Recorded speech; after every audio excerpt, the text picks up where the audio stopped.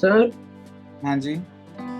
Sir जैसे transaction है कि purchase goods from single company 20,000 और उसके बाद लिखा है पेड कार्टेज, क्या बोलते हैं उसे सर, तो उसमें 300 दे रखा है, तो सर उसको परचेज में ऐड कर देंगे।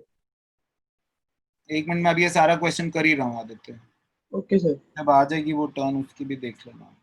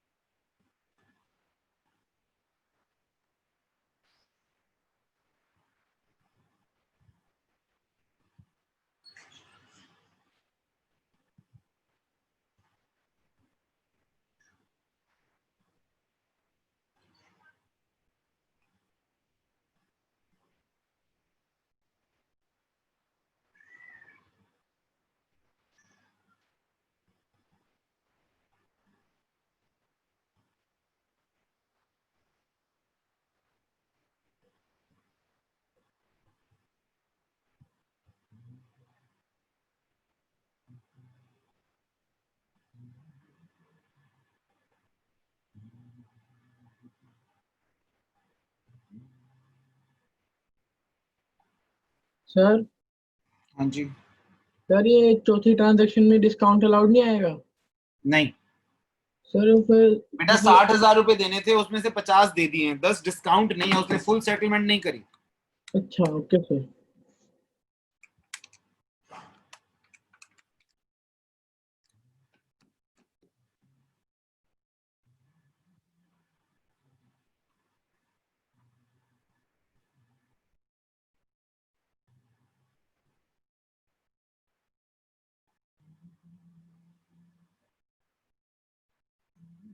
सर ये फिफ्थ वाली कैलकुलेशन कैसे करी समझ नहीं आई। क्या आवाज कट रही है तेरी सेठी बहुत? सर हाँ, फिफ्थ वाले में जो कैलकुलेशन करी वो समझ नहीं आई। मैं पूरी समझाऊंगा, मेरे को ये पहले कर लेने दे। सब मेरे से कॉपी कर लो, जो आपने अभी तक नहीं करा है। ठीक, जो ठीक कर लिया ठीक है, जो नहीं करा उसको ठीक करो पहले। बहुत लंबा क्वेश्चन है।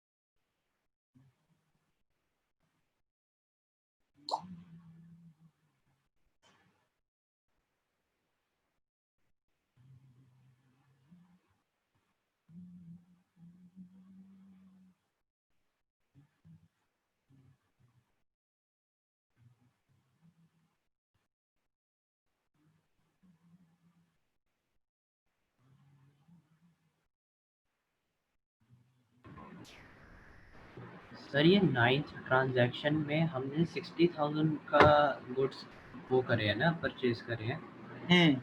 तो सर आपने 30,000 के लिए क्या बेटा परचेज? 2 ट्रांजैक्शन करी है, 9th की ना ये वर्किंग है, देखिए सर एक मिनट, ये सारी 9th, सॉरी यहाँ से यहाँ तक ये 9th की वर्किंग है, और ये 9th की 2 ट्रांजैक्शन करी है मैंने। और अगर एक ही एंट्री में करेंगे तो सही होगा? आप कर सकते हैं, मगर कंफ्यूजन के चांसेस ज्यादा होते हैं, इसलिए मैं तो नहीं करता। सर ये कैश अकाउंट और ये दूसरा क्या है? 50% कैश और 50% क्रेडिट, 50% नकद है और 50% उधार है बेटे।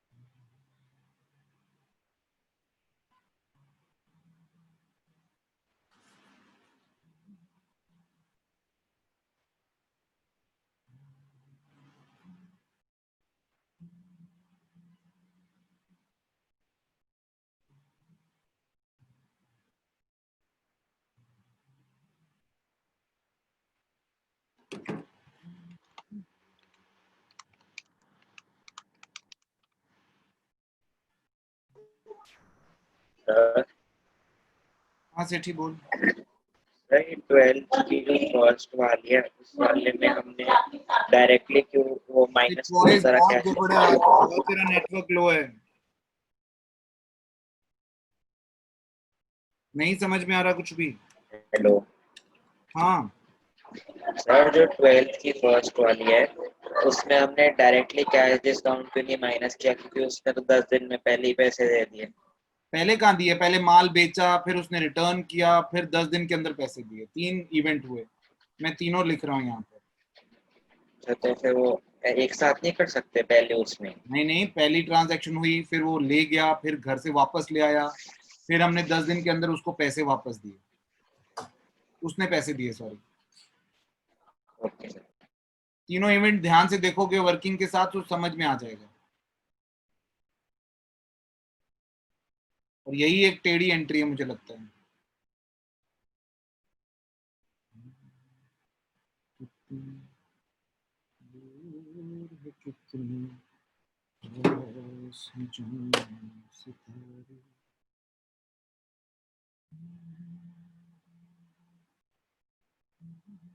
सर ये 11th पार्ट में जो बी वाली एंट्री है, ये वो वाली एंट्री है ना जो उसने अभी पे करना है, क्रेडिटेड वाली बी पार्ट। में क्या? सर जो बी पार्ट में जो एंट्री है हाँ मैम, हाँ हाँ हाँ, वो वो उधार की, उसने अभी पे करना है, वो उधार इसलिए। उधार उधार उधार, सही है।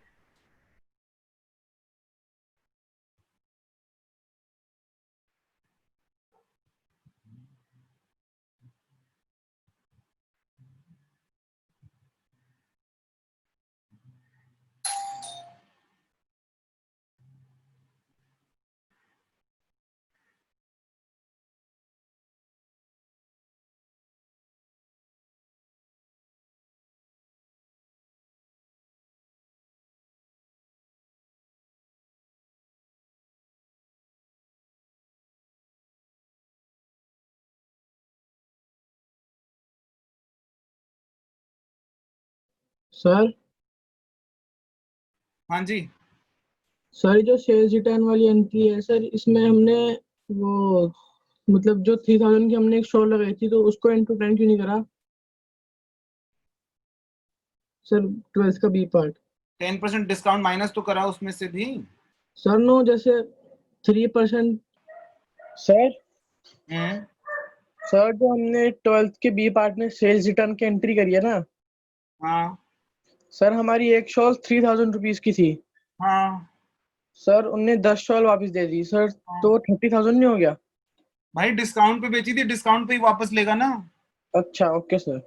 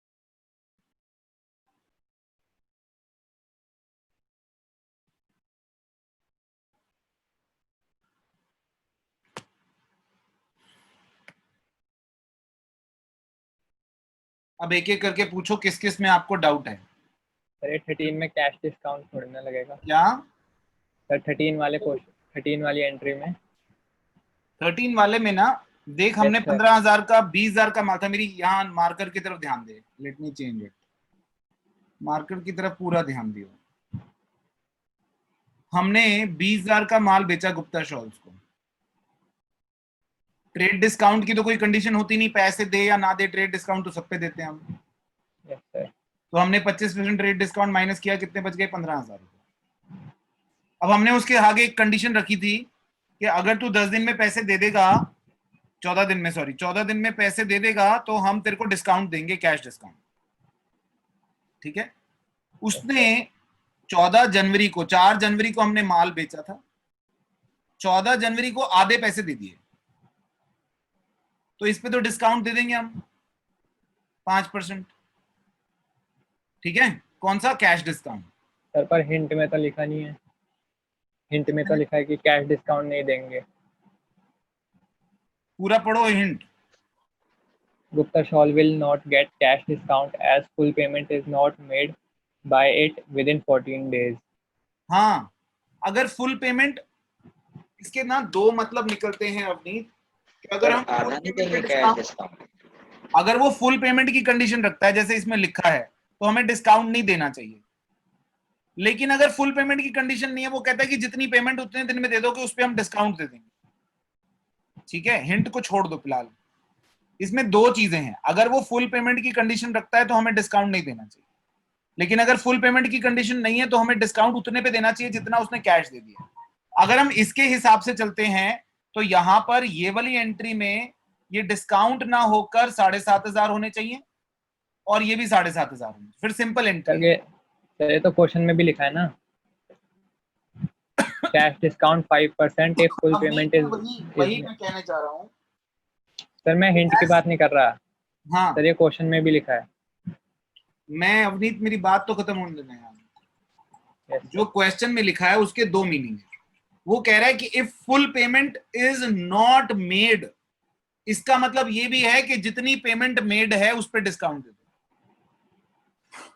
It has two meanings.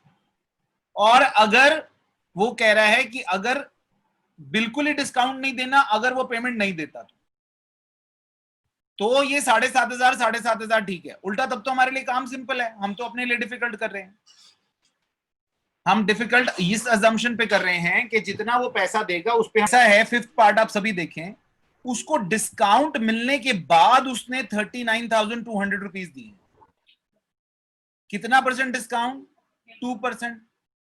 ठीक है, यानी अगर मैं यूनिटरी मेथड लगाऊं तो ये 39,298 के बराबर है। आप ट्रांजैक्शन को ध्यान से पढ़ें।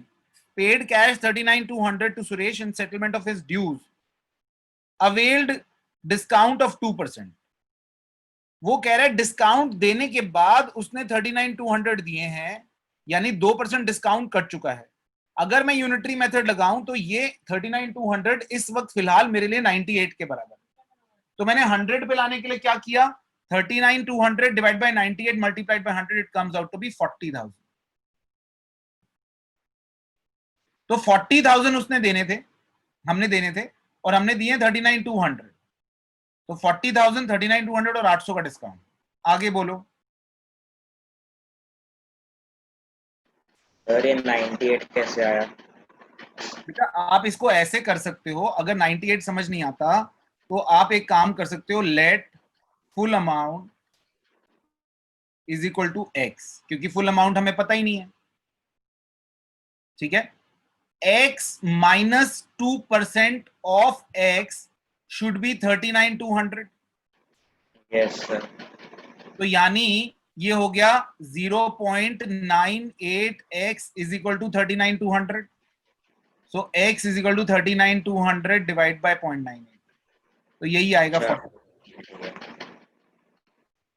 Is that okay? Yes sir. आगे बोलो। अवनीत ये जो 13th पॉइंट है ना, बहुत वैलिड पॉइंट है बेटा आपका, बहुत वैलिड पॉइंट है। हम इसके दो मतलब निकाल रहे हैं, आप निकाल रहे हैं और बुक जो निकाल रही है, वो दोनों एक ही मतलब है कि अगर फुल पेमेंट नहीं देंगे तो हम, कुछ भी पेमेंट देगा तो हम उस पर डिस्काउंट नहीं देंगे, सिर्फ फुल पेमेंट देगा तब डिस्काउंट देंगे। अगर एग्जाम में आता है तो कोई भी assumption ले कर दे। आप तो उल्टा फिर सिंपल है ना, आप अगर एग्जाम में आता तो आप ये डिस्काउंट हटा दो, आप ये मानो कि भैया फुल पेमेंट नहीं देगा तो जितनी भी देगा हम उस पर डिस्काउंट नहीं देंगे। पर सर मैं ये मान रहा हूँ कि फुल पेमेंट नहीं देगा तो जितने देगा हम उस पर डिस्काउंट देंगे। पर सर उसमें तो लिखा है ना कि जब तक तुम फुल पे नहीं कर रहे हो, या मतलब जो सामने वाला फुल पे नहीं कर रहा है तो तुम उसे कोई डिस्काउंट नहीं दोगे। एग्जाम में थोड़ी हिंट आएगा। अच्छा इसको एक काम करते हैं, इसको 7500 कर लेते हैं। Maybe I am not able to keep my point here. 7500।